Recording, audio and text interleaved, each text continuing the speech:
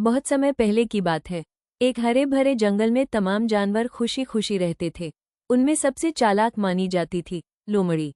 उसकी बातों में चतुराई थी, चाल में फुर्ती और सोच में घमंड। वहीं उसी जंगल में एक कछुआ भी रहता था।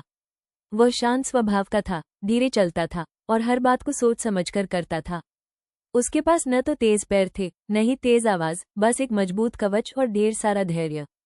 एक चुनौती भरी सुबह एक दिन जंगल में सब जानवर एक जगह इकट्ठा हुए।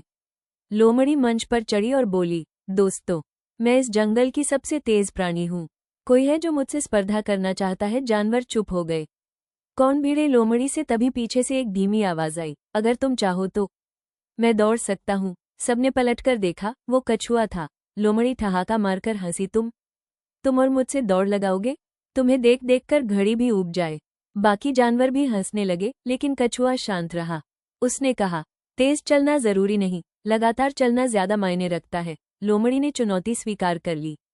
अगली सुबह सूरज की पहली किरण के साथ दौड़ का आयोजन किया गया।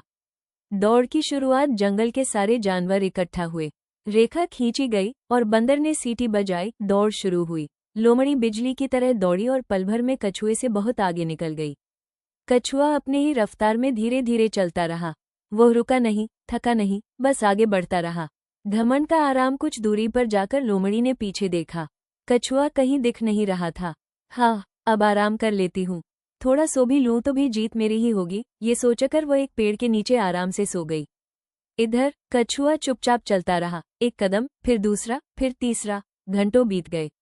सूरज ढलने लगा। अंत की ओर जब लोमड़ी की आंख खुली तो शाम हो चुकी थी। वो घबरा कर दौड़ी और जब फिनिश लाइन तक पहुंची तो उसने देखा, कछुआ पहले ही वहां पहुंच चुका था। सारे जानवरों ने तालियां बजाईं। कुछ की आंखों में आंसू थे, गर्व के आंसू। लोमड़ी का सिर झुक गया। वो चुपचाप कछुए के पास आई और बोली, मैंने तुम्हें कमजोर समझा था, लेकिन तुमने मुझे सिखा दिया कि जीत ताकत से नहीं, निरंतरता और धैर्य से होती है। कछुआ मुस्कुराया और बोला, हर कोई अपनी रफ्तार से चलता है। असली बात है, रुकना नहीं चाहिए।